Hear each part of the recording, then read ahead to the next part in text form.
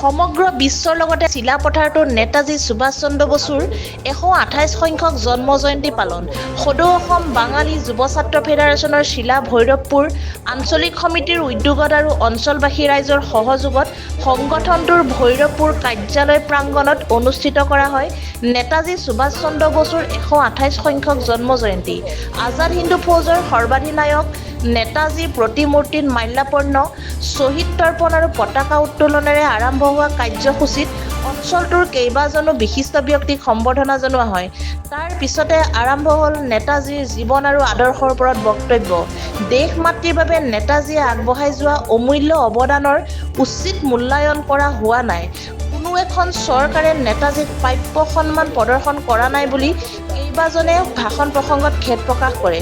অনুষ্ঠানত স্থানীয় শিল্পীসকলে লোকনৃত্য প্ৰদৰ্শন কৰে।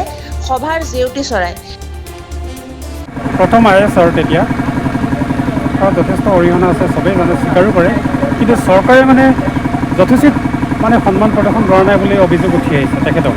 কি ক'ব এইটো সন্দৰ্ভত? তো আমি প্ৰতি বছৰে গৈ আছোঁ, আজিলৈকে আমি তাৰ কোনো সুফল পোৱা নাই গভৰ্ণমেণ্টৰ পৰা। যেনেকৈ তেতিয়াৰ দিনত IAS অফিচাৰ এজন লাখতো এজন নোলায়। তেতিয়াৰ সময়ত তেখেতে IAS অফিচাৰ এইবোৰ পদবী ত্যাগ কৰি তুচ্ছ মনোভাৱেৰে ভাৰত স্বাধীন কৰিবলৈ ওলাই গৈছিলে, যে এইবোৰ IAS অফিচাৰ কৰি যে আমি ভাৰত স্বাধীন কৰিব নোৱাৰিম, বেলেগক গোলামী কৰিব লাগিব, তেখেতে সেইটো মনোভাৱ ভাবিছিলে। তেখেতে সেইধৰণে চিন্তা কৰিলে তেখেতে IAS অফিচাৰ হৈ বিন্দাছ চলিব পাৰিলেহেঁতেন, ব্ৰিটিছৰ লগত মিলি আজিলৈকে ভাৰতত তেখেতে ৰাজত্ব কৰি চলিব পাৰিলেহেঁতেন। তেখেতে সেইবোৰ চিন্তা কৰা নাই। ভাৰতৰ 200 বছৰৰ যিটো পৰাধীন আছিলে ভাৰত, বেলেগৰ গোলামী কৰি আছিলে ব্ৰিটিছৰ, সেই গোলামীৰ জঞ্জিৰৰ পৰা কেনেকৈ আমি মুক্তি পাম, তেখেতে এইটো চিন্তাটোৱে কৰিছিলে। গোটেই ভাৰতক কেনেকৈ আমি স্বাধীন কৰিব পাৰোঁ। তেখেতৰ ত্যাগৰ বা বলিদানৰ প্ৰতি যিখিনি চৰকাৰে কৰিব লাগিছিলে ভাৰত গভৰ্ণমেণ্টে, আজিলৈকে কিন্তু আমি দেখিব পৰা নাই। আজিলৈকে তেখেতৰ ইতিহাসখিনি বিকৃত কৰা হৈ আছে।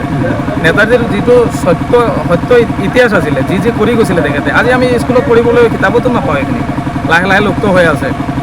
আজিকালি আমি দেখিবলৈ এইখিনিয়ে পাওঁ যিখিনি পলিটিকেলত চলি আছে, যিখিনি ৰাজনীতিকত চলি আছে। মহাত্মা গান্ধীৰ বিষয়ে পাওঁ, বেলেগ বেলেগ কিবাৰ বিষয়ে পাওঁ, কিন্তু নেতাজী যিজন ব্যক্তিৰ মহাত্যাগ মহাবলিদানৰ বলিত আমি ভাৰতখন স্বাধীন পাইছোঁ, তেখেতৰ বিষয়ে কিন্তু আমি চৰ্চা কৰিবলৈ পাহৰি গৈছোঁ। বা আমাৰ শিক্ষা বিভাগতো এই বস্তুটো উঠাই দিছে লাহে লাহে। তো আমি ভাবিছোঁ ভাৰত চৰকাৰ এতিয়াও আমি ডিমাণ্ড কৰি আছোঁ, আপোনালোকে সত্যটো উদঘাটন কৰক। তেনেকৈ নেতাজীৰ মৃত্যুৰ ৰহস্যটো আজিলৈকে উদঘাটন কৰিব পৰা নাই সিহঁতে। নেতাজীৰ মৃত্যু সঁচাকৈ হৈছে নেকি বা ক'ত হৈছে, কেনেকৈ হৈছে, আজিলৈকে কোনো তথ্যই নাই। আৰু যিখিনি তথ্য আছে সেইখিনি প্ৰকাশ কৰিব বিচৰা নাই গভৰ্ণমেণ্টে। কিছুমান খোলে তাৰপিছত আকৌ বন্ধ হৈ যায়। এইখিনিৰ ভিতৰত কি ৰহস্য আছে নেকি যে ভাৰত চৰকাৰে এই তথ্যখিনি খুলিব বিচৰা নাই বা খুলিবলৈ সাহস কৰা নাই? কাৰণটো কি? আমি সকলোৱে জানে, আজি দেশবাসী ভাৰতৰ 133 কোটি মানুহে জানে যে নেতাজীৰ অৱদান কি আছে এই পৃথিৱীত বা এই ভাৰতবৰ্ষৰ কোনো ব্যক্তি নাই, নজনা ব্যক্তি নাই যে নেতাজী সুভাষ চন্দ্ৰৰ বিষয়ে। তো তথাপিও আজি ভাৰত চৰকাৰে ইমান অৱহেলা কৰি আছে যে এই বস্তুটো লৈ। তাৰ কাৰণে আমি ভাৰত চৰকাৰক এতিয়াও আহ্বান কৰিছোঁ, আপোনালোকে তেখেতৰ যিটো মৃত্যুৰ ৰহস্য এইটো প্ৰকৃত তথ্যটো উদঘাটন কৰক। আৰু নেতাজীৰ প্ৰাপ্য অধিকাৰখিনি, তেখেতে যিখিনি সন্মান পাব লাগিছিলে ভাৰতবৰ্ষত, আজিৰ সেই প্ৰাপ্য অধিকাৰখিনি তেখেতক দিয়ক। তেখেতে কিন্তু প্ৰাপ্য অধিকাৰখিনি আজিলৈকে পোৱা নাই। ধেমাজি জিলাৰ পৰা সঞ্জয় নাথৰ প্ৰতিবেদন, E24 লাইভ ব্ৰেকিং।